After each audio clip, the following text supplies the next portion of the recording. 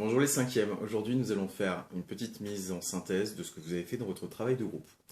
Donc vous avez travaillé sur Al-Andalus, ce qu'on appellerait de nos jours l'Andalousie, le sud de l'Espagne, ce qui va nous servir un petit peu d'étude de cas pour présenter un petit peu les mélanges qu'il y a pu y avoir au Moyen-Âge avec des sociétés musulmanes et d'autres sociétés. Si on prend à la base, Al-Andalus, c'est une création pure du djihad musulman avec une volonté de conquérir les terres chrétiennes européennes. En 711, les armées musulmanes vont traverser le détroit de Gibraltar, qui doit son nom justement à cette invasion. Gibraltar, ça veut dire en arabe le rocher de Tariq. Et les musulmans vont se déverser dans la péninsule ibérique, envahissant les royaumes wisigoths et une partie de la Septimanie, repoussant les chrétiens vers le nord, ceux qui veulent résister, et ceux qui vont rester sur les territoires n'ont de solution que de se convertir, ou, sinon, de payer le dhimmi, cet impôt que nous avons vu, pour pouvoir conserver la religion. Les juifs vont globalement rester eux aussi et payer le dhimmi. Initialement, ce n'était qu'une extension de l'empire musulman, mais assez rapidement, on va voir des différences se créer, jusqu'au moment où au Xe siècle, on l'avait dans vos questions, le gouverneur de l'Espagne de cette époque va déclarer son indépendance et prétendre au titre de calife, donc de successeur de Mahomet et indirectement d'empereur. Il va même plus loin que ça, puisqu'il va décider qu'il est prince des croyants, cette expression que vous avez souvent eu du mal à décortiquer, prince c'est chef tout simplement, et des croyants donc des musulmans. Il va donc décider que, plus encore que le calife de Bagdad, il est le chef des musulmans, c'est à lui qu'il faut rendre compte pour les prières, c'est à lui qu'il faut rendre compte pour Ramadan et pour tous les éléments importants de la religion musulmane. Ça va lui donner un statut particulier, même si ça va être contesté par d'autres régions par la suite. De nos jours encore, ce qu'on pourrait prétendre comme le descendant d'Al-Andalus, le roi du Maroc, prétend toujours être le prince des croyants, et toujours une sommité, donc une personne importante pour tout ce qui concerne la religion islamique. Cette société va se développer énormément. Je vous ai posé des questions, notamment sur comment on pouvait représenter cette culture par les photographies que je vous ai montrées de bâtiments ou de lieux naturels. Al-Andalus, c'est un territoire qui va devenir très très riche. C'est un carrefour entre le monde chrétien du Nord et le monde musulman. Ça veut dire que le commerce y passe, les informations y passent et les connaissances y passent aussi énormément.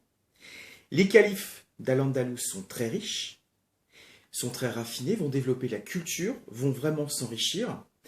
On a des exemples tout simplement par la présentation des bâtiments, avec la volonté d'avoir une architecture raffinée, des pierres travaillées, des bâtiments qui vont impressionner les ambassadeurs étrangers, notamment, vous pouvez le voir là tout de suite, avec ce qu'on aurait dans la salle des ambassadeurs, qui veut simplement rappeler que le calife est puissant, que si on l'attaque, il a sans doute des réserves d'argent, même si ce n'est pas toujours le cas. C'est aussi une société qui veut être brillante culturellement. On y conserve énormément d'éléments de la culture gréco-romaine. On va les améliorer. La médecine, les mathématiques, la géographie sont encouragées et notamment les universités et les écoles d'Al-Andalus vont attirer des gens venant du monde chrétien et aussi du monde musulman. C'est une culture qui veut dominer son environnement et notamment dominer la nature. On est dans un espace sec, on est dans un espace qui est quasiment désertique et pourtant, par l'irrigation, donc l'apport d'eau là où il n'y en a pas, on veut au maximum créer des sphères ou des espaces dédiés à la végétation, aux forêts, aux jardins, pour simplement montrer la suprématie musulmane. Les rapports avec la population sont relativement étroits. On va se retrouver avec une société cosmopolite qui concentre des Arabes, des Berbères, donc les populations du Maghreb actuel. On aura les Mozarabes, les chrétiens qui sont restés à payer le dhimmi, des Juifs, des gens qui se sont convertis et des populations qui sont venues s'installer en tant que mercenaires ou pour profiter du commerce. Toutes ces populations vivent ensemble.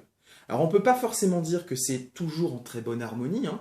Il y a des difficultés aussi, mais globalement, par rapport à d'autres régions du monde où on mélange des populations de différentes ethnies et surtout de différentes religions, ça se passe relativement bien. Il y a des difficultés, mais c'est pas si horrible que ça. On a un autre cas, on en reparlera un petit peu plus tard, en Sicile à la même époque. C'est un petit peu les deux seuls en Europe, et on pourrait parler de la Terre Sainte, malgré les violences qui s'y exercent aussi.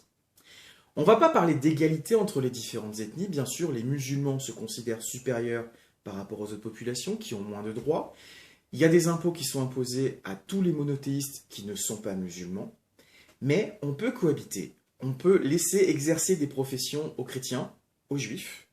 Il y a régulièrement des violences, mais pas systématiquement. Les juifs notamment vont largement encourager la domination musulmane. Pourquoi? Parce qu'ils sont mieux traités en Al-Andalus qu'à l'époque où il y avait les Visigoths, et même par la suite après la Reconquista, quand les chrétiens vont reprendre le contrôle de ce territoire-là. Malgré tout, Al-Andalus a un gros défaut. C'est l'exemple typique de l'explosion de l'empire musulman, puisque finalement c'est la formation d'un deuxième empire à part. Un deuxième empire qui veut travailler avec les autres territoires, mais qui est souvent en difficulté avec lui, avec des guerres, avec des tensions diplomatiques, mais qui essaie de vivre tant bien que mal, alors que lui-même finira par éclater dans des petites principautés ou royaumes qu'on appelle les taïfas, et ils seront lentement mais sûrement en 7 siècles grignotés par les chrétiens.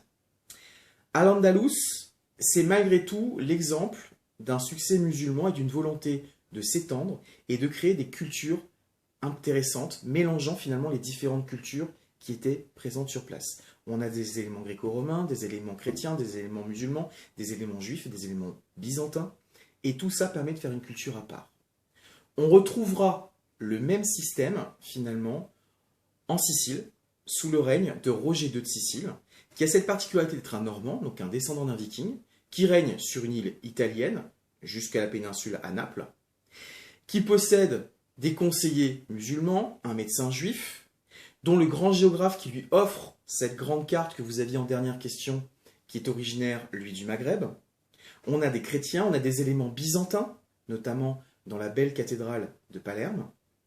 Et tout ça permet finalement de faire fonctionner une société en bonne harmonie. Là, contrairement à ce qu'on aurait pu avoir en Al-Andalus ou en Terre Sainte, on aura globalement une bonne entente entre les populations et le roi l'encourage le plus possible. Après la mort du roi et après quelques règnes suivants, cette situation va aussi se détériorer. Le fait d'être cosmopolite et de mettre en place ce qu'on pourrait mettre sous le terme de respect, voire même de tolérance, pardon, c'est l'inverse, de tolérance, voire de respect, peut se mettre en place en Sicile, un petit peu moins en Al-Andalus, mais c'est comme quelque chose qui est très nouveau en Europe à cette époque. Finalement, ces cultures vont tirer profit de tout l'agglomérat des populations qu'on a sur place pour développer des cultures à part qui seront extrêmement importantes à leur époque.